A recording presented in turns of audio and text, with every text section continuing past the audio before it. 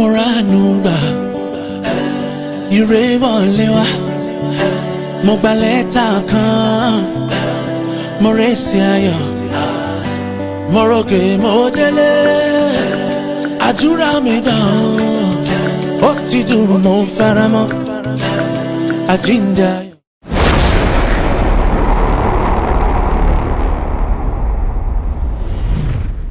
mo ń fi eléyìí kí gbogbo àwọn ará wa nílé sórí ètò wa ètò ọmọlẹ́yìn Kristi níbi tí a ti ń gbé àwọn oríṣiríṣi orí ọ̀rọ̀ tí ó ní ṣe pẹ̀lú ìjọ Kristi wò ní ọ̀sọ̀ọ̀sẹ̀. A dúpẹ́ fún oore ọ̀fẹ́ tí Ọlọ́run tó fi fún àwa tó fi fún ẹ̀yin tí ẹ̀ ń wò wá nílé kí máa kí wa kó àárọ̀ àwa tá a bá wà ní àárọ̀ níbi tí à ń gbé lọ́wọ́lọ́wọ́ kí máa kí wa kú ọ̀sán àwa tá a wà níbi tí tó yẹ pọ̀ sàn dá wà báyìí kí máa kí wa kú ìrọ̀lẹ́ tàbí àṣálẹ́ níbikíbi tí ẹ ti ń gbọ́ ohùn wa. A kí wa káàbọ̀ sórí ètò wa lẹ́ẹ̀kan sí gẹ́gẹ́ bí mo ti sọ. Tí a ò bá gbàgbé ní ọ̀sẹ̀ tí ó kọjá a bẹ̀rẹ̀ àwọn ìjíròrò kan tó ní ṣe pẹ̀lú ìjọ ojúlé sójúlé gẹ́gẹ́ bí a ti máa ń gbé yẹ̀wò nínú àwọn ìgbà tí máa ń lò nínú àwọn ìjọ wa ní ìgbà gbogbo. A dúpẹ́ fún oore ọ̀fẹ́ yìí nítorí náà tí ẹ bá rí pé àkọ́kọ́ lélẹ̀ tí ẹ̀ ń gbọ́ wa mo fẹ́ kí a ṣe àwọn ohun kan tó ní ṣe pẹ̀lú ilé ìgbóhùn sí afẹ́fẹ́ yìí lórí ẹ̀rọ amóhùnmáwòrán bí tí a bá ti ń wò a ó rí bọ́tìn kan tí í ṣe pupa tí wọ́n kọ subscribe sí. Ẹ jẹ́ kí ní abẹ́ ẹ̀bẹ̀ ẹ jẹ́ kí a tẹ bọ́tìn yẹn tí a bá ti tẹ bọ́tìn yẹn tán a ó rí àwòrán aago ní ẹ̀gbẹ́ rẹ̀ bákan náà ẹ̀ka ṣe kí ni kí a tẹ̀ yẹn náà ìyẹn ni yóò máa jẹ́ kí wọ́n máa rán wa létí ní gbogbo ìgbà tí a bá ti fi àwọn ètò sí orí agbàgbé. Lẹ́yìn tí a bá ṣe yẹn tán ẹ jẹ́ kí a fẹ́ràn rẹ̀ that is like tí a bá ti fẹ́ràn rẹ̀ tán ẹ jẹ́ ká ṣe kí ni kí a máa pín fún gbogbo àwọn tí wọn ò lórí ọ̀fẹ́ láti lè bọ́ wa ní àkókò yìí. Gẹ́gẹ́ mo yé sọ lọ síwájú lẹ́ẹ̀kan àti ní àwọn àlejò tí a ti fi ìwé pè tó ní ṣe pẹ̀lú orí ọ̀rọ̀ tí a fẹ́ jíròrò lónìí. Gẹ́gẹ́ bí ọmọlẹ́yìn Kristi a ó rí i pé ó máa ń jẹ́ ohun ìwúrí fún wa láti rí i pé ohunkóhun tí a bá ń ṣe nínú ìjọ a ní ìfìdímúlẹ̀ rẹ̀ nínú Bíbélì. Èyí ni ó mú wa lọ láti wo ìjọ ojúlé sójúlé nínú ètò wa gẹ́gẹ́ bí ìjọ. Ìjẹ́ a lè rí ìfìdímúlẹ̀ rẹ̀ nínú Bíbélì. Ìjẹ́ a lè rí àwọn àfiwé tàbí àwọn ohun tí a lè sọ pé pàtó báyìí ni wọ́n ṣe ṣe nínú Bíbélì. Èyí ni ó jẹ́ kí a máa wo orí ọ̀rọ̀ tó sọ pé àwọn ọ̀nà tí a ń gbà ṣe ètò ìjọ ojúlé sójúlé nínú Bíbélì. Ẹ jẹ́ kí n fi àkókò yìí máa kí àwọn tí a ti fi ìwé pé àwọn àlejò mi sórí ètò yìí. Bíbélì wípé lọ́kùnrin lóbìnrin ni Ọlọ́run dá wọn. Mo wá fẹ́ sọ fún wa pé lónìí bákan náà àwọn àlejò mi a rí akọ níbẹ̀ a rí abo níbẹ̀. Bóyá kí n bẹ̀rẹ̀ láti apá ọ̀tún mi kí n máa kí màmá wa sí orí ètò yìí. Àwọn náà ni díákónì lóbìnrin Grace Ọláwúwo tí wọ́n jẹ́ ọ̀kan nínú àwọn díákónì nínú ìjọ onítẹ̀bọmi. Díákónì mi mà ẹ jọ̀ọ́ ẹ bá wa kí àwọn ará ilé. Ẹ káàárọ̀ gbogbo ẹ̀yin ará wa nínú Olúwa. Ẹ ṣeun àdúpẹ́ ní ọwọ́ yín pé a pè yín ẹ sì jẹ́ wa. Bákan náà kí n bọ́ sí apá àlàáfíà mi mo rí ọ̀kan nínú àwọn arákùnrin mi tí wọ́n wà ní ìkàlẹ̀ ní apá àlàáfíà mi bí. Àwọn náà ni díákónì Ọláwuyì J. Ṣògùnkúlé. Wọ́n jẹ́ ọ̀kan nínú àwọn díákónì wa bákan náà nínú àwọn ìjọ ní ìkan nínú àwọn ìjọ onítẹ̀bọmi wa. Díákónì ẹ bá wa kí àwọn aráalé. Atọ́kùn ẹ ṣé o. Ẹ káàárọ̀ gbogbo ilé láyọ̀ làbáyé o ẹ ṣeun. Láì fi ọ̀pá pọ̀lọ̀pọ̀lọ̀ péjú ẹ jẹ́ kí a lọ sán sínú ètò wa tí gẹ́gẹ́ mo sọ fún wa síwájú pé a fẹ́ gbé yẹ̀wò ohun tí ìjọ ojúlé sójúlé tí ó ní ipa rẹ̀ àti ìwúlò rẹ̀ nínú ìjọ ní ọjọ́ tí òní àbí ní àkókò tí a wà yìí mo fẹ́ kí a lọ sàn án sínú bíbélì láti rí àwọn ibi tí a ti rí àwọn ìfìdímúlẹ̀ yìí nínú bíbélì. ẹ jẹ́ kí n béèrè báyìí lọ́wọ́ arábìnrin mi, ẹ jọ̀ọ́ kí ni à ń pè ní ìjọ ojúlé sójúlé gan?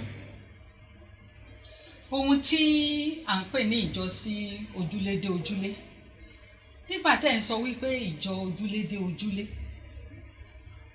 ọ̀rọ̀ tẹ́ ló ń bẹ̀, a lè rí ìjọ, a rí ojúlé àti ojúlé dé ojúlé. nígbà tá a bá ń sọ nípa ìjọ, ohun àkọ́kọ́ náà ni kì í ṣe pé ìjọ kì í ṣe ilé tá a kọ́ kalẹ̀ tàbí ibi tó tóbi tá a ti ń kíra wa, tá a ti ń kíra wa, tá a ti ń jọ́sìn, ní tá à ń pè ní ìjọ kọ́ lélẹ̀. nínú ìwé Ẹ́kísódù orí 19 ẹsẹ̀ 6, a lè rí níbẹ̀ wípé àwọn ilé náà ni àwọn tí a pè nígbà tá à ń sọ nípa ìjọ, àwọn tí a pè jáde, àwọn ọmọ Ísírẹ́lì, àpéjọpọ̀ agbègbè. Ibi láti lè rí àwọn tí à ń pè ní ìjọ. tá a bá tún tẹ̀síwájú tá a wo ohun tá à ń pè ní ilé.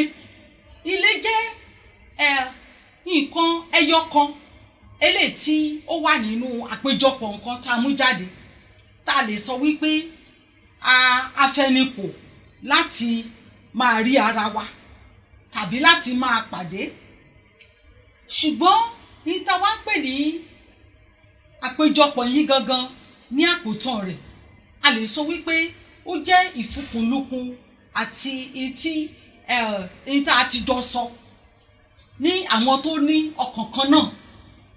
ọkàn kan ò ní gbogbo wọn jọ ní. ọkàn tá a jọ ní náà ni pé èmi faramọ́, ẹ̀yin faramọ́, àwọn faramọ́, ká gbé ìjọ kékeré ká gbé e kalẹ̀ ní ìyìn.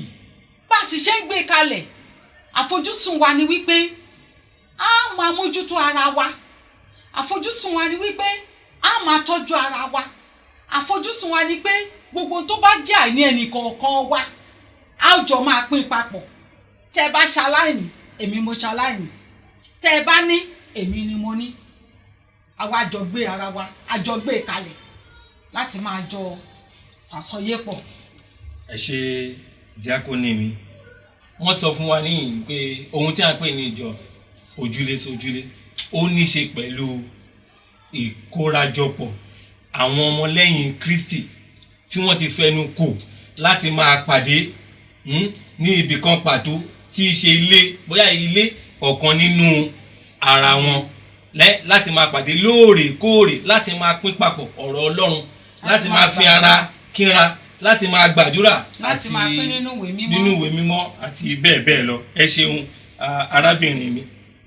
sà, ǹjẹ́ a tún lè rí àfikún sí ohun tí ìyáàfin wa ti sọ yìí? ẹ ṣeun atọ́kùn. gẹ́gẹ́ bí ìyáàfin Ọláwùwò ọmọ wa nínú Olúwa bọ́n ṣe sọ, tí n bá máa fi kún ohun tó mo kíyèsí, òun ló ní í ṣe pẹ̀lú kìíkàn ṣe ibi yòówù lèèyàn ti lè sọ pé àpéjọpọ̀. wọ́n ti yànnàná àwọn tí ó ń kóra wọn jọ, wọ́n gbọ́dọ̀ jẹ́ onígbàgbọ́. irú ilé tí wọ́n ó sì ti ṣe ìpéjọpọ̀ ó gbọ́dọ̀ jẹ́ ilé ọmọ onígbàgbọ́ náà bákan náà.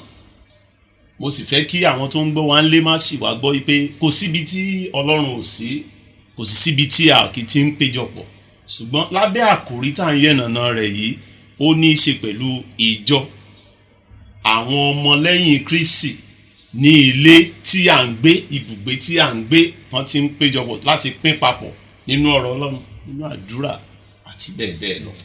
ẹ ṣeun arákùnrin mi Díákónì Ṣògo Kúnlé. gẹ́gẹ́ mo sọ síwájú pé gẹ́gẹ́ bí onígbàgbọ́, inú wa máa dùn tí a bá gbé àwọn ètò kalẹ̀ tí a lè tọ́ka sí nínú Bíbélì. mo wá fẹ́ béèrè láti ọ̀dọ̀ yín sà wípé ǹjẹ́ a lè rí àfiwé nínú májẹ̀mú láéláé tó ní í ṣe pẹ̀lú ìjọ ojúlé sójúlé, tàbí tó ní í ṣe pẹ̀lú ìjọ tí a lè mú jáde níbẹ̀ wípé ìpéjọpọ̀ yìí ní àkókò báyìí ó ní ṣe pẹ̀lú Ọlọ́run nígbà tí wọ́n péjọpọ̀ yẹn. Atọ́kùn ẹ ṣeun àti gbogbo àwọn tó ń wò wá nílé. Ìjọ ojúlé dé ojúlé ní bá máa bẹ̀rẹ̀ abala méjì ní Bíbélì pín sí. Ó pín sí májẹ̀mú láéláé àti májẹ̀mú tuntun. Atọ́kùn n tá a pè ní ìjọ ojúlé dójúlé a lè rí pàtó ibi ìfìdímúlẹ̀ rẹ̀ nínú májẹ̀mú láéláé, ṣùgbọ́n àwọn nǹkan tó fara pẹ́ tó mo kíyèsí nínú ọ̀rọ̀ Ọlọ́run òun ni wọ́n tọ́ka sí.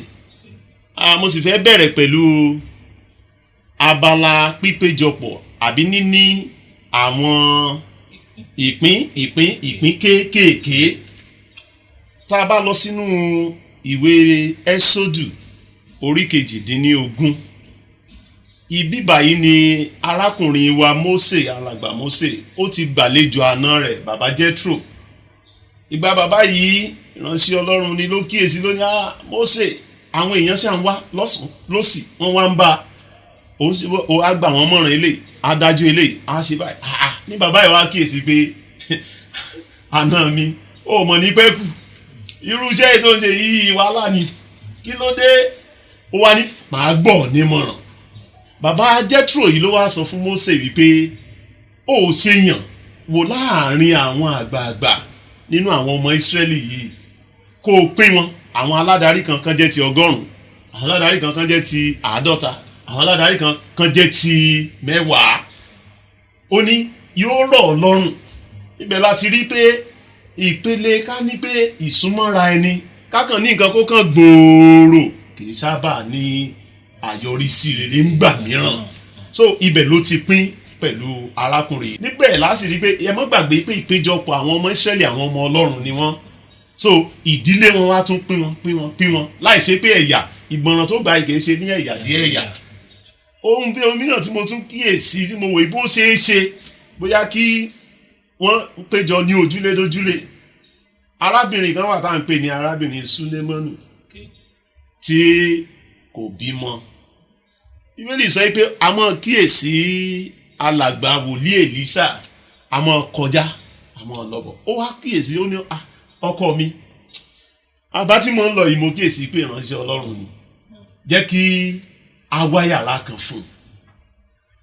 Ìwòye mi ní pé bó ti wù kó rí ẹni tí a pè ní ìránṣẹ́ Ọlọ́run tó bá ìyà wọn ò lọ́rọ̀ míì lẹ́nu àdámọ́ ni wọn ó gbàdúrà wọn ó sì sọ ìwòye wọn nípa ọ̀rọ̀ Ọlọ́run fún ẹnikẹ́ni tán bá pàdé. Ìránṣẹ́ Ọlọ́run tí ò bá ní àkíyèsí nǹkan bẹ́ẹ̀ àjẹgbé kìí ṣe ìránṣẹ́ Ọlọ́run tòótọ́. Ìránṣẹ́ Ọlọ́run kọ́ lágbà tí wàá mọ sọ̀rọ̀ pépà ọ̀rọ̀ tó kàn lọ rárá ọ̀rọ̀ Ọlọ́run ìtọ́ka sí àwọn ọkàn ènìyàn padà sí ọ̀dọ̀ ẹlẹ́dàá rẹ̀. So níbẹ̀ ni a ti kíyèsí pé arábìnrin yìí sì ṣe bẹ́ẹ̀ ọkọ rẹ̀ náà sì gbà bẹ́ẹ̀ wọ́n sì fún wòlíì Èlíṣà ní yàrá kan. So nígbàdégbà ni Bíbélì sọ pé bó bá sì ti ń kọjá lọ yóò yà síbẹ̀ tó túmọ̀ sí pé wọn ò ní ìfarakínra yóò gbàdúrà pẹ̀lẹ́ nínú rẹ̀ gan náà lọ́lọ́run ṣe ti gbàdúrà mọ̀mọ́ yẹn tó fi rọ́mọ bí. Ẹ ṣeun arákùnrin mi Díákónì Ṣòkòkúnlé. Wọ́n ti sọ fún wa àwọn ohun tó ní í ṣe pẹ̀lú ìjọ ojúlé dójúlé tàbí tí a lè rí àkàwé tàbí àfiwé nínú májẹ̀mú láéláé.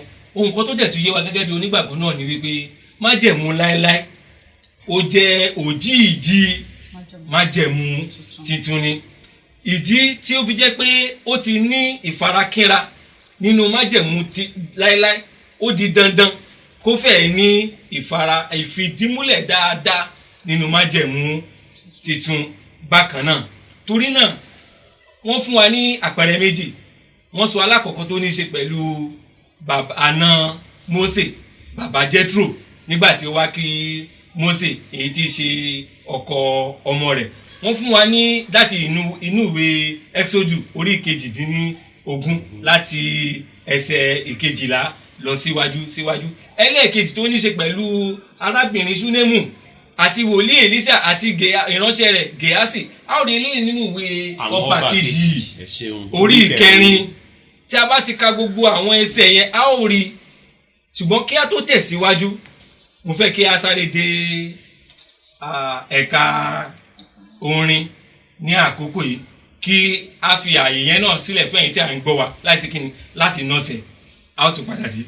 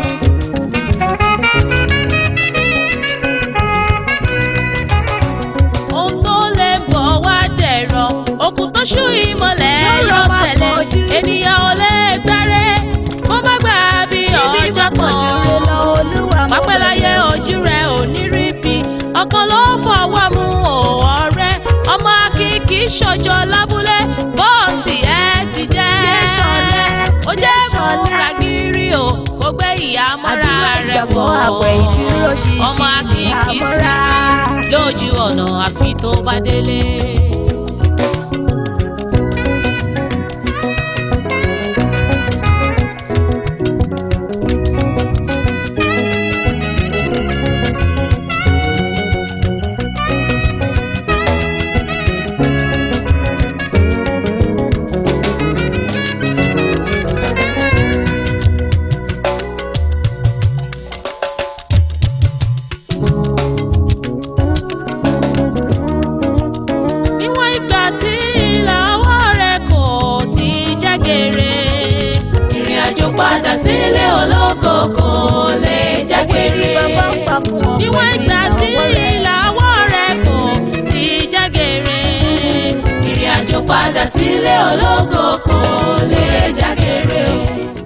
Wa káàbọ̀ lẹ́ẹ̀kan sí ẹ̀yin èèyàn wa tí ẹ̀ ń gbọ́ wa ní ilé.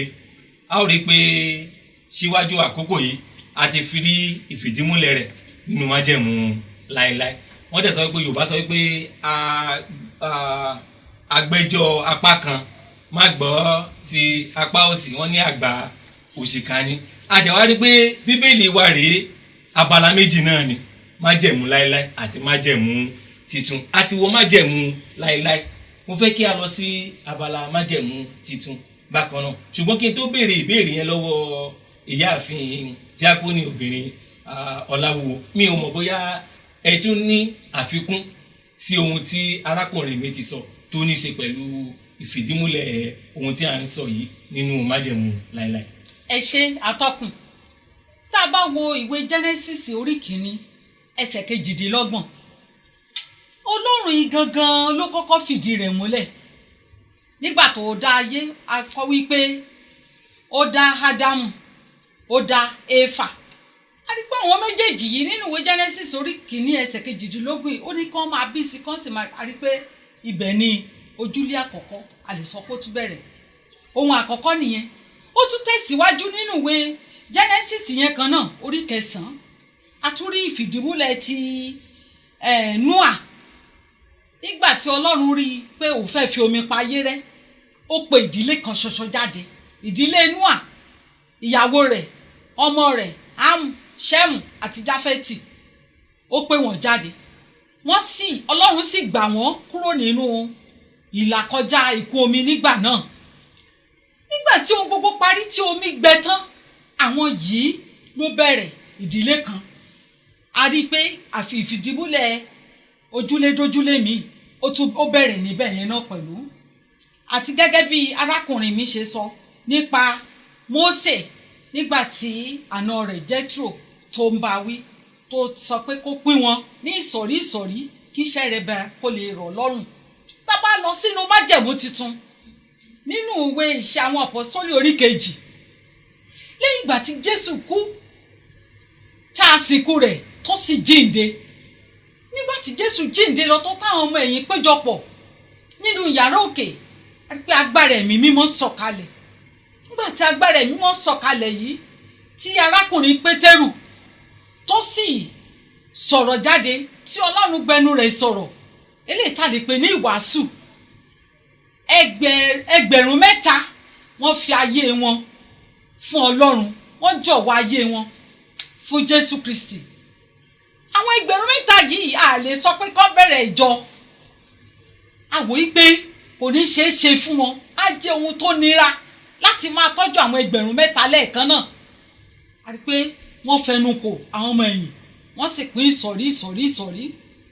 Bákan náà nígbà tá a mú Pétérù tá a fi sínú túbú, nígbà tó jáde nínú túbú nínú ìwé Ìṣe àwọn Àpọ́sítélì orí 12 ẹsẹ̀ 12 a fìdí rẹ̀ múlẹ̀ pé àwọn ọmọ ẹ̀yìn tó kù wọ́n kóra jọpọ̀ sí ilé Mary. Wọ́n bẹ̀rẹ̀ sí ní gbàdúrà.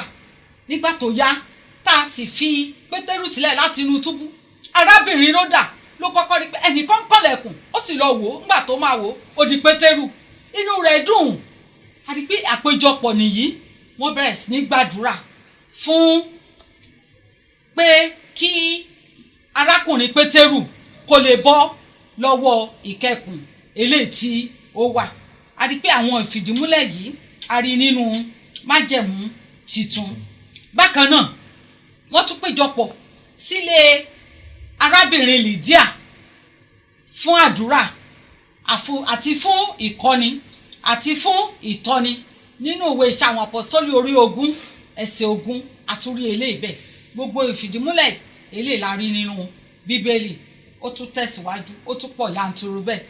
Ẹ ṣeun ìyáàfin Ọláwúwo. Tá bá sọ nípa májẹ̀mú titun, a ó rí i pé kò dá lórí nǹkan méjì ju ọ̀rọ̀ nípa Jésù Kristi Olúwa wa lọ. Bí a ṣe bí ó ṣe ṣe iṣẹ́ ìránṣẹ́ rẹ̀ fún bí ọdún 3 àti ààbọ̀. Ẹ jẹ́ kí n wá sí ọ̀dọ̀ yín Díákónì Ṣògo Kúnlé. Mo fẹ́ kí a wo abala ìjọ ojúlé sójúlé láti iṣẹ́ ìránṣẹ́ Jésù Kristi. Kí a wá sókè díẹ̀ dé agbọn ti àwọn ọmọ lẹ́yìn Kristi tí ṣe àwọn àpọ́stélì. A dúpẹ́ lọ́wọ́ ìyáàfin wa, wọ́n ti sọ fún wa nípa ti ohun méjì nípa ti àwọn àpọ́stélì. Mo fẹ́ kí a wò sá láti agbọn Jésù Kristi. Ẹ jẹ́ a lè rí àwọn abala tí Kristi tí ó ti fi ọ̀nà yín hàn wá gẹ́gẹ́ bí ọmọlẹ́yìn Kristi òde òní fún wa láti jẹ́ amọ̀nà àti láti lè máa tọ irú ọ̀nà bẹ́ẹ̀ sá. Ẹ ṣeun atọ́kùn àti gbogbo olùgbọ́ wa nílé. Jésù Kristi gẹ́gẹ́ bí atọ́kùn ṣe sọ, ó jẹ́ àpẹẹrẹ ohun gbogbo tá a nílò. tá a bá kíyèsí ọ̀rọ̀ Ọlọ́run bẹ̀rẹ̀ láti ìgbà tí Jésù Olúwa wa tó ti ṣe ìrìbọmi tán tó ti jáde. Inú ìwé Matthew orí 4 ni, ìwé Luke orí 4 ni, àti bẹ́ẹ̀ bẹ́ẹ̀ lọ.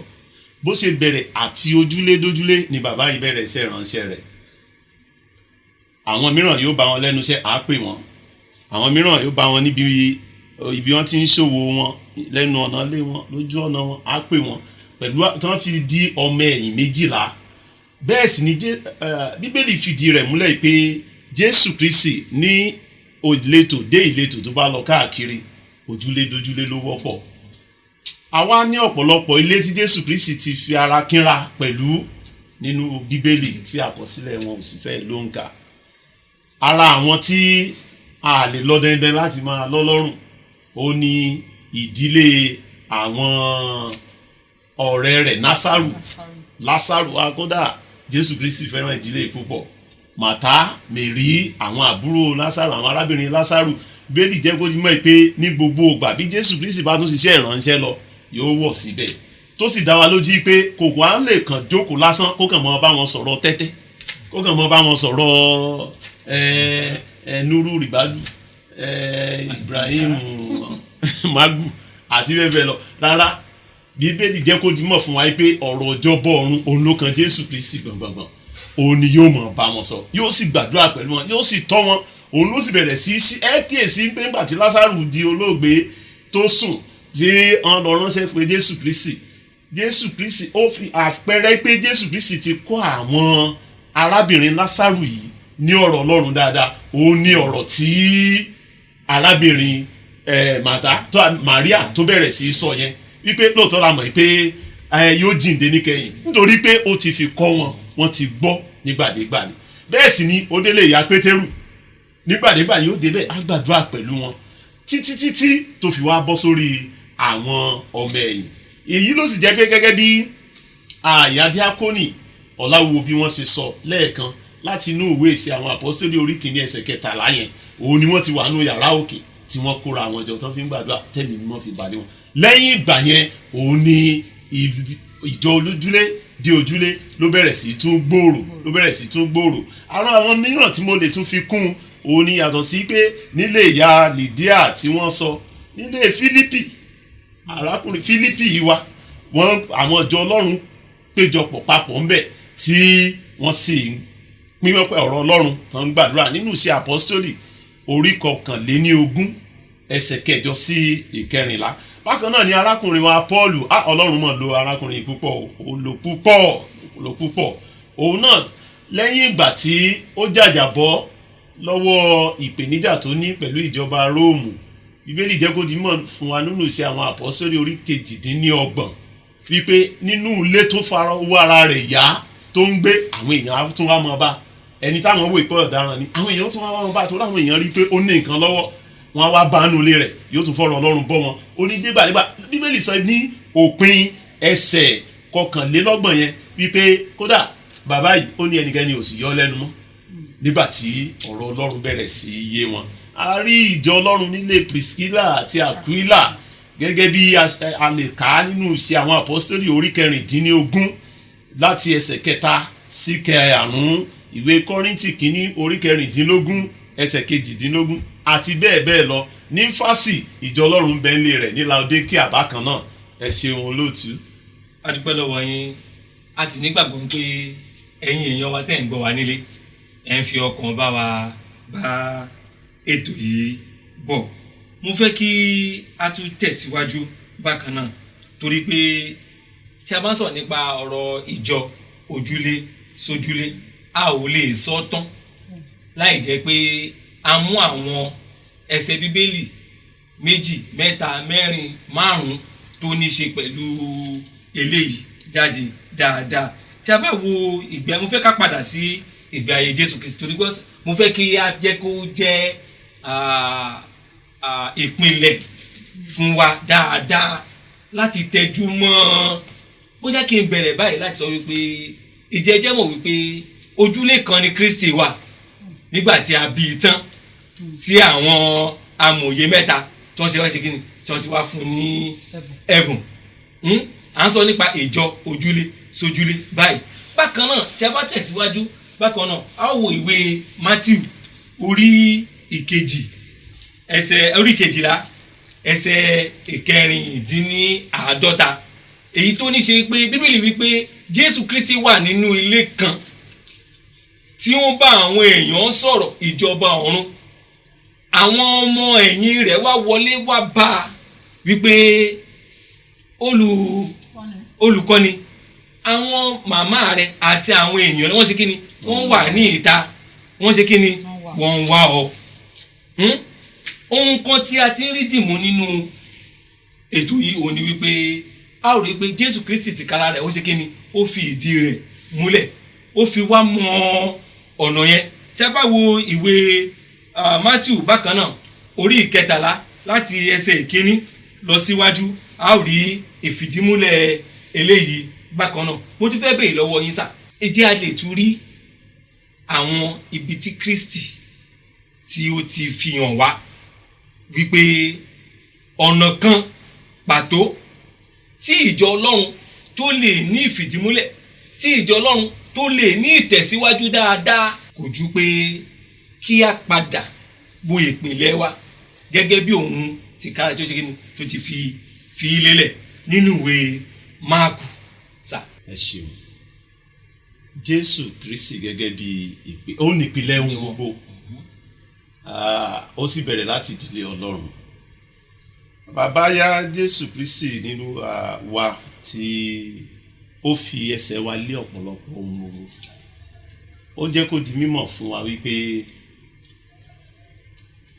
ẹnikẹ́ni tí ó bá ti gbà á gbọ́ ẹ jẹ́ n bẹ̀rẹ̀ pẹ̀lú ìwé Máàkù orí 9 ẹsẹ̀ 17 Bíbélì jẹ́ kó di mímọ̀ pé bí ẹnikẹ́ni tí ó bá tọ òun lẹ́yìn ó ní jẹ́ kó gbé àgbélébù rẹ̀ lójoojúmọ́ kó sì máa tẹ̀lé òun tó túmọ̀ sí wípé ilé rẹ̀ ẹ wá máa kíyèsí mo fẹ́ sopọ̀ pẹ̀lú nǹkan tó sọ nínú Bíbélì ìwé Mátíù orí 28 bẹ̀rẹ̀ láti ẹsẹ̀ 19 sí ẹsẹ̀ 20 yẹn ó ní pé nítorí náà ẹ lọ ẹ máa kọ́ orílẹ̀-èdè gbogbo ẹ sì máa baptisi wọn ní orúkọ ti bàbá àti ní ti ọmọ ó ní ẹ kíyèsí ibi tí mo wá fẹ́ mú bẹ̀ ó ní wípé ó ní kán jẹ́ kó bẹ̀rẹ̀ láti Judea Jerusalem ó ní àti bẹ́ẹ̀ bẹ́ẹ̀ lọ títí tó fi dé òpin ayé òun ni mo fi kíyèsí wípé láti ilé ni yóò ti bẹ̀rẹ̀ àti ilé sì ni àwọn ọmọ ẹ̀yìn náà ti bẹ̀rẹ̀ ìpìlẹ̀ tí Jésù Kristi sì fi lélẹ̀ náà nìyẹn tó fi sọ pé kódà nínú ìwé Máàkù tẹ́ sọ bákan náà Máàkù orí 16 ó ní àmì wọ̀nyí ni yóò máa bá àwọn tó bá gbàgbọ́ lọ ní orúkọ mi ni wọ́n máa lé ẹ̀mí èṣù jáde àti bẹ́ẹ̀ bẹ́ẹ̀ lọ láti ojúlé dé ojúlé ni wọ́n máa pín ọ̀rọ̀ Ọlọ́run yìí bẹ́ẹ̀ sì ni àwọn ọmọ ẹ̀yìn gbà tí wọ́n sì ń tẹ̀síwájú títí tó fi dòní. ẹ ṣe Díákónì Ṣọ̀gbó Kúnlé ẹ jẹ́ kí n bọ́ sí apá ọ̀tún mi níyì mi mọ̀ bóyá ẹ ní àfikún sí ìbéèrè tí mo ti béèrè lọ́wọ́ arákùnrin mi. tí a bá wo ìwé Kọ́ríńtì orí 12 bẹ̀rẹ̀ láti ẹsẹ̀ 14 títí dé ẹsẹ̀ 16 a rí pé níbí yìí oníkálukú àwọn ọmọ ẹ̀yìn pátápátá òun náà ni wọ́n nípa ni wọ́n sì ní a gbọ́ wípé Bíbélì fi ìdí rẹ̀ múlẹ̀ fún wa wípé oníkálukú wọn ó pín ipa tirẹ̀ láti rí wípé ìjọ ojúlé dé ojúlé ó fi ẹsẹ̀ múlẹ̀ àti láti rí wípé ìjọ ojúlé dójúlé tá à ń sọ yìí àwọn tó kù wọn àwọn tí a lè pè bóyá tí wọ́n wà lẹ́yìn tí a fẹ́ kí wọ́n bóyá kán tẹ̀lé wa ká lọ tàbí kán ṣe káwọn náà jẹ́ agbátẹrù kán nípìn nínú rẹ̀ wọn ò máa wo ara wọn gẹ́gẹ́ bí ẹni tí kò lè ṣe oníkálukú pátápátá ó pín ìpín ó ní ìpín nínú rẹ̀ oníkálukú pátápátá láti fi ìdí rẹ̀ múlẹ̀ wípé wọ́n pín ìpín wọn tó yẹ láti fi di ilé dé ojúlé múlẹ̀.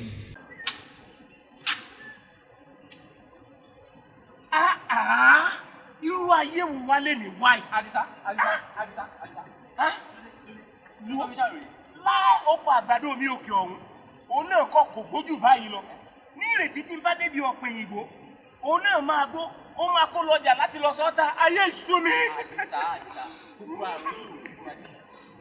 àrùn yìí ètò kan mú ètò òhẹ́ orí ọ̀fẹ́ ọjọ́ nígbà wo ni ètò náà ní aago 6 sígbà wo sí aago 6 àràárọ̀ ní ilé iṣẹ́ ìmáwòrán.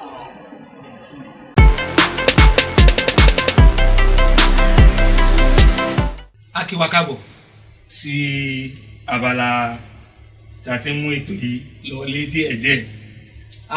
Tí a bá gbàgbé ibi tí a dúró sí lẹ́ẹ̀kan, ó ní í ṣe pẹ̀lú àwọn àpẹẹrẹ ẹsẹ̀ bíbélì tí ó fi ìjọ ojúlé jójúlé múlẹ̀ dáadáa fún wa. Mo sọ pé àpẹẹrẹ tàbí òjíìjí tí a lè sọ pé lótìtọ́ àti lódodo. Eléyìí ó ní í ṣe pẹ̀lú ìjọ ojúlé dé ojúlé. Ẹ jẹ́ kí n padà sọ́dọ̀ arákùnrin mi. Ẹ jẹ́ kí a wò dáadáa nínú àwọn bíbélì, kí a ka 2 mẹ́ta wọn tó fi ìdí rẹ̀ múlẹ̀ pé lóòótọ́ o Jésù ó ní í ṣe pẹ̀lú ìjọ ojúlé dójúlé. Ẹ ṣeun atọ́kùn àti gbogbo olùgbọ́ wa nílé.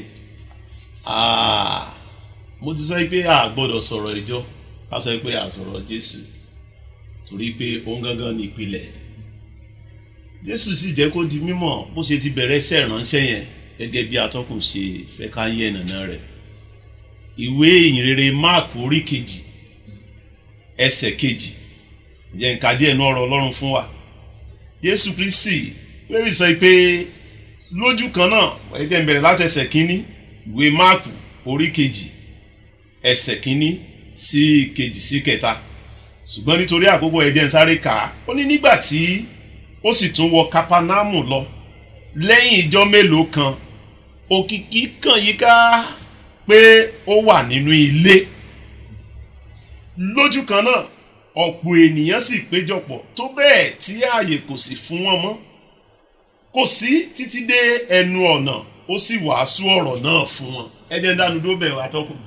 Ó lọ wọnú ilé, inú ilé yẹn níbẹ̀ náà sì ní àwọn èèyàn tó bá bẹ́ẹ̀ báwọn mìíràn sì tún ṣe gbúrò rẹ̀ náà ni wọ́n tún darapọ̀ mọ́ wọn tó di pé ìfarakínra nínú ọ̀rọ̀ Ọlọ́run ó fìdí múlẹ̀ nínú ilé nílùú Kápánámù tí Jésù Olúwa wa tí ó wọ̀. Kò dá dúró ń bẹ̀. Yé Bíbélì sọ wípé bàbá lọ sínú ìwé Máàkù orí 7 bẹ̀rẹ̀ láti ẹsẹ̀ 17 ní tẹ̀síwájú ni Jésù Kristi Olúwa wa pẹ̀lú àwọn ọmọ ẹ̀yìn. Mo bẹ̀rẹ̀ láti ẹsẹ̀ 17 yẹn. Ó ní nígbà tí ó sì ti ọ̀dọ̀ àwọn ènìyàn kúrò wọ inú ilé. Bó ṣe wọnú ilé yẹn àwọn ọmọ ẹ̀yìn rẹ̀ sì bi léèrè ní ti òwe náà tó pa fún àwọn èèyàn tẹ́lẹ̀ kó tó di pé ó padà wọnú ilé. Ẹ rí i pé ìfarakínra ìpín ọ̀rọ̀ Ọlọ́run ó bẹ̀rẹ̀ sí tún farahàn wípé èyí tí wọ́n ṣe bẹ̀ wọn ò mọ pàlọ́, wọn ò kàn mọ dára àwákà àbí kàn mọ dá wákà kàn mọ dá àwàdà kẹ́ríkẹ́rí rárá àti rárá. Àwọn tí ò yé wọn wọ́n bẹ̀rẹ̀ sí béèrè. Jésù olùgbàlà wá sì bẹ̀rẹ̀ sí tẹ̀síwájú láti ti fi pín ọ̀rọ̀ yẹn gẹ́gẹ́ bí ó ṣe tọ́ àti bó ṣe yẹ. Ó sì wí fún wọn pé ẹ̀yin pẹ̀lú wà ní àìlóye tó bẹ́ẹ̀. Ó sì tún bẹ̀rẹ̀ sí kọ́ wọn, ó tún bẹ̀rẹ̀ sí kọ́ wọn nínú ilé. Ẹ ṣeun atọ́kùn. Ẹ ṣeun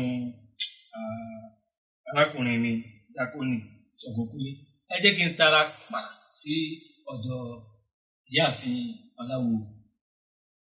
Ṣé a lè rí ìfìdímúlẹ̀ 2 mẹ́ta mìíràn tó ní ṣe pẹ̀lú ìjọ ojúlé dé ojúlé, bóyá lábala Jésù Kristi ni àbí ní abala àwọn ọmọ ẹ̀yìn tí ṣe àpọ́stélì? Ẹ ṣe àtọkùn. Nínú ìwé Kọ́ríńtì kìíní orí 16 ẹsẹ̀ 19 rẹ̀. Ìwé Kọ́ríńtì kìíní orí 16 ẹsẹ̀ 19 rẹ̀. A sọ nípa ìdílé yìí, ìdílé Àkúílà àti ìdílé Pìsílà. A rí pé nínú ìdílé yìí àwọn ọmọ ẹ̀yìn wọ́n gba wọn láàyè láti bẹ̀rẹ̀ ìjọ ojúlé dójúlé.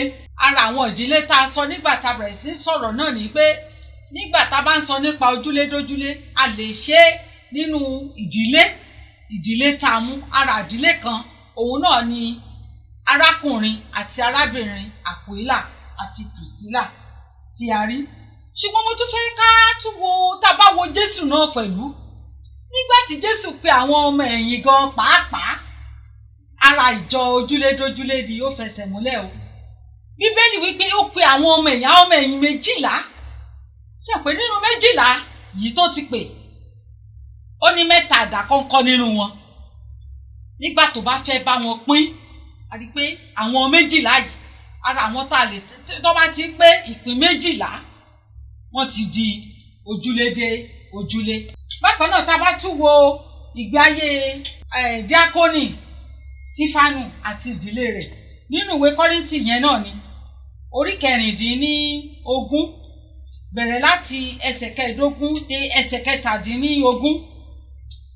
Ó kà báyìí pé ǹjẹ́ mo bẹ̀ yín ará, ẹ sáà mọ ilé Stefanu pé àwọn ni àkọ́so Akáyà àti pé wọ́n sì ti fi ara wọn fún iṣẹ́ ìránṣẹ́ àwọn ènìyàn mímọ́.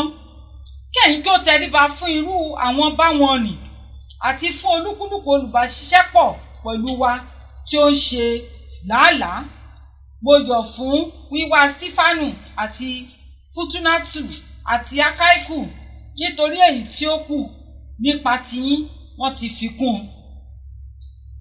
Ìfẹsẹ̀múlẹ̀ kan tún ní eléyìí nínú Bíbélì. A rí ìdílé Stefanu àti àwọn ènìyàn Ọlọ́run nínú ilé bá.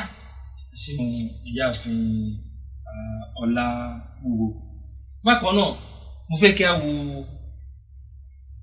inú ìwé Iṣẹ́ Àpọ́stélì orí 10. A sọ nípa ìdílé Kọ̀nẹ́líù níbi tí a ti fi ìran hàn láti ránṣẹ́ pé ọ̀kan nínú àwọn àpọ́stélì láti wá ṣe kíni, láti wá bẹ̀ẹ́ wò, láti wá gbàdúrà pẹ̀lú rẹ̀. A sì rí i pé ìjọ kan tún bẹ̀rẹ̀ nínú ìdílé rẹ̀ bákan náà, torí pé kí àpọ́stélì tó dé Bíbélì fi yé wa wípé ó ti pe àwọn ará ilé rẹ̀ jọ. Ìgbà tí Pétérù sì dé bákan náà, kí ló ṣẹlẹ̀? Ó pín pẹ̀lú wọn. In fact Bíbélì jẹ́ kó yé wa wípé wọ́n fẹ́ máa bọ Pétérù. Ó ní ẹ má ṣe bọ mí, èèyàn bí ẹlẹ́ran ara bí ẹ̀yin ni èmi náà yìí ṣe.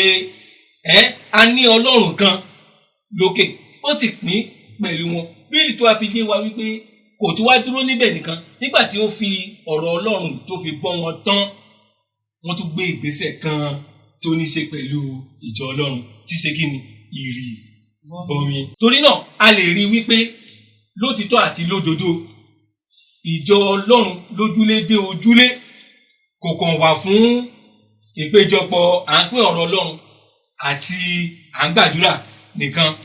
Ó tún tẹ̀síwájú láti jẹ́ ibi tí a ti ń jọ́sìn pẹ̀lú Ọlọ́run, ibi tí a ti lè ṣe àwọn oríṣiríṣi àwọn ohun. Mo fẹ́ kí atọ́kùn ní àfikún bẹ̀ yẹn. Nínú ìwé Fílémọ́nù a rí ìdílé tiẹ̀ náà gẹ́gẹ́ bí a ti kà á nínú ìwé Fílémọ́nù orí 2 ẹsẹ̀ 2, nínú ìwé Fílémọ́nù orí 1 orí kan náà ló ní ẹsẹ̀ 2 rẹ̀. Ó sọ wípé àti sí Áfíà arábìnrin wa àti sí Ágírípù ọmọ ogun ẹgbẹ́ wa àti sí ìjọ inú ilé rẹ̀. Atọ́kùn láfikún àti pẹ̀lú àtẹnumọ́ láwọn bíi gbòógì gẹ́gẹ́ bí mọ̀mọ́ wa díákónì Ọláwúwo ṣe sọ, ìjọ ń bẹ nínú ilé ìdíà. Mo ti mẹ́nu bà lẹ́ẹ̀kan fún àtẹnumọ́ Ìṣe àwọn Àpọ́stélì orí 16. Ẹ bá lọ wo ẹsẹ̀ 40. Bíbélì jẹ́ kó di mímọ̀ yìí pé arákùnrin Paul bí tó padà wọ̀ sí ńgbà wọ́n tú wọn sílẹ̀ ní ẹnu ìgbèkùn tí wọ́n mú tẹ́lẹ̀. Bákan náà ìjọ ń bẹ nílé Fílípì nínú Ìṣe àwọn Àpọ́stélì ní orí 21 láti ẹsẹ̀ 8 síwájú sí. Ìjọ ń bẹ nínú ilé Pọ́ọ̀lù gangan èyí tó fowó ara rẹ̀ gbà tí ó ń gbé bíbélì jẹ́ kó di mímọ̀ pé ìjọ ń bẹ́nu lé rẹ̀ gẹ́gẹ́ bí àkọsílẹ̀ nínú iṣẹ́ àwọn àpọ́stélì orí 28 ẹsẹ̀ 30 síwájú. Bákan náà a ti dárúkọ nífàsì ní Laodikia nínú ìwé Kólósè orí 4 ẹsẹ̀ 20. ẹ ṣeun ẹ kú atótónu orí ọ̀rọ̀ wa yìí. Ẹ jẹ́ kí a mú àwọn ìjíròrò wa yìí ká mú lọ sí ìdánudúró. Nígbà tí mo fẹ́ béèrè wípé lótìtọ́ a ti fi ìdí rẹ̀ múlẹ̀ wípé a lè rí ìfìdímúlẹ̀ ìjọ ojúlé dójúlé ní pàtó nínú májẹ̀mú titun. A lè rí òjìji rẹ̀ nínú májẹ̀mú láéláé. Mo fẹ́ béèrè lọ́wọ́ wa, ìjẹ́ ìjọ ojúlé dójúlé ìjẹ́ ó so èso rere kan bí? Atọ́kùn, ó pọ̀ jàǹtìrẹrẹ. Lára àwọn ohun díẹ̀ tí wọ́n mẹ́nubà, irúgbìn tí Jésù Kristi Olúwa wa gbìn olódi ńlá lónìí ìlú Ìbàdàn bí ti iléeṣẹ́ múmáwòrán ti Ìjèrè Ọkàn tó fìdí kalẹ̀ sí ibẹ̀ kọ́ ni Jésù Kristi ti bẹ̀rẹ̀ iṣẹ́ ìránṣẹ́. Ìrìn àjò ojúlé dé ojúlé láti Jerusalem lọ́hùn òun ló dé gbogbo tó wá tàn káàkiri gbogbo àgbáyé. Ara àwọn abala bíi tó fi so èso rèé, ìjọ tó fìdí múlẹ̀ nínú àwọn ojúlé dé ojúlé yìí tí a ti tọ́ka sí nínú ọ̀rọ̀ Ọlọ́run yìí. Ọ̀rọ̀ Ọlọ́run jẹ́ ó di mọ́ pé àwọn èèyàn yẹn ń dàgbà. Ìdàgbà wọn náà ló bí irú títí wa ìtawà náà fi mọ Jésù. Ìyẹn nìkan kọ́, ohun tó bá ojú ó bá ọmú ní ọ̀rọ̀ wọn. Wọ́n fohùn sopọ̀ ṣọ̀kan. Ẹ jẹ́ ń tọ́ka sí Iṣẹ́ àwọn Àpọ́stélì orí 2 ní ẹsẹ̀ 40. Bíbélì ní àwọn tí à ń wò yìí, ẹ bá bẹ̀rẹ̀ láti ẹsẹ̀ 22 títí tẹ̀síwájú, mi ò láǹfààní púpọ̀, ṣùgbọ́n ẹ jẹ́ ń tẹ̀síwájú kí n sún sísàlẹ̀ díẹ̀. Bíbélì jẹ́ kó di mímọ̀ fún mi wípé wọ́n sì fi ọkàn kan dúró, ìyẹn ní ẹsẹ̀ 54. Ìwé Iṣẹ́ àwọn Àpọ́stélì orí 2 ẹsẹ̀ 54. Ó ní wọ́n sì fi ọkàn kan dúró ní ojoojúmọ́ nínú tẹ́ḿpìlì. Atọ́kùn, èkejì ó ní àti ní bíbu àkàrà ní ilé. Wọ́n ń fi inú dídùn àti ọkàn kan jẹ oúnjẹ wọn. Bí wọ́n ṣe ń pín pọ̀ nígbà wọ́n bá wà nínú tẹ́ḿpìlì, wọ́n bá tún délé ni wọ́n tún ń pín pọ̀. Wọ́n ń pín ọ̀rọ̀ Ọlọ́run abala méjì ni. Bẹ́ẹ̀ ni wọ́n ń pín ọ̀rọ̀ ti ẹ̀mí, wọ́n sì ń pín ọ̀rọ̀ tara torí ẹni ebi ń pa ọ̀gbọ́n nǹkan kan. Ìdí sì fi rèé tó fi jẹ́ pé àwọn èèyàn wọ̀nyí wọ́n kíyèsí, wọ́n ní òye púpọ̀. Wọn ò kàn mọ́ péjọpọ̀ lásán. N tó bá bàbá lágbájá, ó bá mọ̀mọ́ lágbájá, wọ́n jọ ń pín papọ̀. Torí náà òun ló wá bẹ̀rẹ̀ sí mú ìgbòòrò bá iṣẹ́ Ọlọ́run. Òun ló fi di abala bíi tí a dé lónìí. Ó ní ìtumọ̀ púpọ̀ nítorí pé àwọn èèyàn wọ̀nyí dàgbà papọ̀. Wọ́n dàgbà lẹ́yọ kọ̀ọ̀kan. Bẹ́ẹ̀ sì ni ìyìn rere ò dúró sójú kankan. Ẹ ṣeun arákùnrin mi Díákónì Ṣògbókúlé. Ẹ jẹ́ kí n bọ́ sí ọ̀dọ̀ ìyáàfin Ọláwù.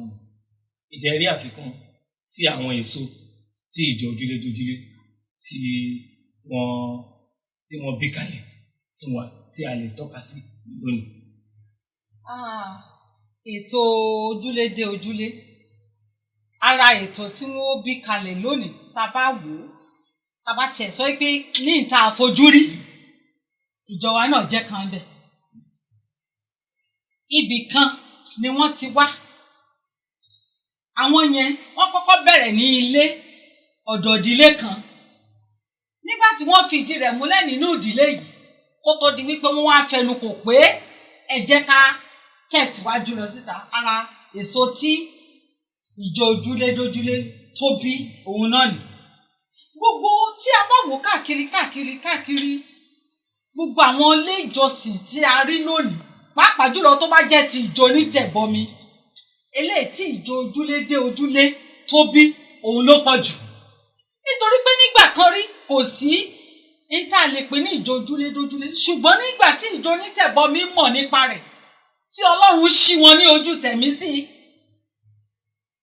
ọ̀nà tá a wá bẹ̀rẹ̀ sí ní ṣe ó bẹ̀rẹ̀ sí ní gbòòrò a bẹ̀rẹ̀ sí ní mú nǹkan tó wà nínú òwe Matthew orí kejìdínlọ́gbọ̀n ẹsẹ̀ ìkejìdínlógún títí ogún a bẹ̀rẹ̀ sí ní mú ṣẹ a bẹ̀rẹ̀ sí ní tan ìrere kálẹ̀ káàkiri.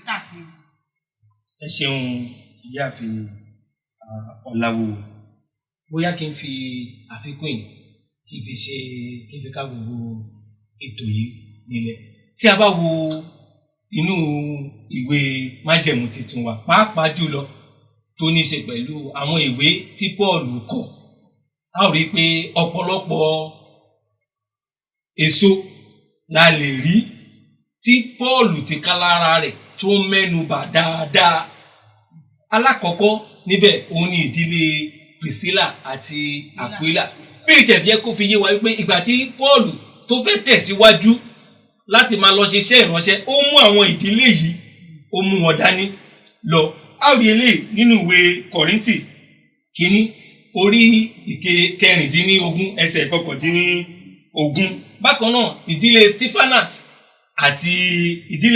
Stephanas a rí nínú ìwé Kọ́ríńtì kínní kan náà orí kẹrìndínlógún láti ẹsẹ̀ ìkẹẹ̀ẹ́dógún títí dé ìkẹtàdínlógún. A rí Filimoni a rí Afia a rí Akipos nínú ìwé Filimoni ẹsẹ̀ ìkejì tí a bá gbàgbé a rí pé orí kan péré ní ìwé Filimoni ni ó ní. Bákan náà Onísímù bákan náà a rí eléyìí nínú ìwé Kólósè orí ìkẹrin ẹsẹ̀ ìkẹsàn àti ìwé Filimoni àwọn ẹsẹ̀ ìkẹwàá sí ẹsẹ̀ ìkejìlá. A rí Tatius àti Kuatusi nínú ìwé Róòmù orí kẹrìndínlógún ẹsẹ̀ ìkejìléníogún títí dé abala bíi ẹsẹ̀ ìkẹtàléníogún. A rí Táíkíkọ́sì nínú ìwé Éfésù orí ìkẹfà ẹsẹ̀ ìkọkànléníogún.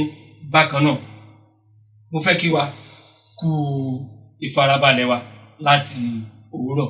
Ẹ jẹ́ máa kí àwọn àlejò wa wípé a pè wọ́n sì kí ni wọ́n sì jẹ́ wa. Mo fẹ́ gbàdúrà pẹ̀lú àwa bàbá Ṣọ̀gbọ́kúnlé àti màmá Ọláwo wípé iṣẹ́ ìránṣẹ́ yín yóò máa ní ìtẹ̀síwájú ní orúkọ Jésù. Mo dẹ̀ tún ní ìgbàgbọ́ pé tí n bá tún pè yín lọ́la ẹ ò jẹ́ mi. Lágbára Ọlọ́run àtọ́kùn. Ẹ ṣeun. a gbìyànjú. Olúwa yóò máa tẹ̀ wá síwájú. Ẹ̀yin èèyàn wa a dúpẹ́ fún ìfarabalẹ̀ wa. Níyìn láti dánu dúró títí di ọ̀sẹ̀ tó ń bọ̀. Ẹ kú àfojúsọ́nà wa. Ẹ ṣeun.